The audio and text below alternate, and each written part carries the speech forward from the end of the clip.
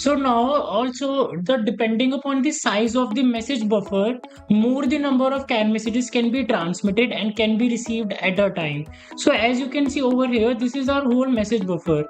Now if message buffer size is more, so more data can be written by the MCU for transmission, and more data can be received by the external signals, it can be read by the MCU. So more the size of message buffer, more will be the CAN data and CAN messages can be transmitted or received. But now the implementation of message buffer is different in SOC to SOC. In some SOCs, the message buffer has a designated memory space, like in the case of NXP S32 automotive controllers, Infineon automotive controllers, or Renesas automotive controllers. Those have designated memory space for the message buffer.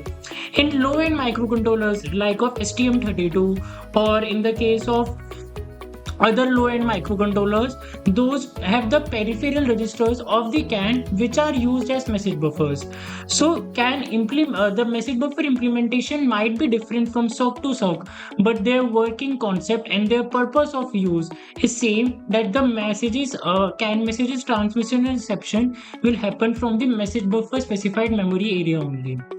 Now next point comes on to the mailbox.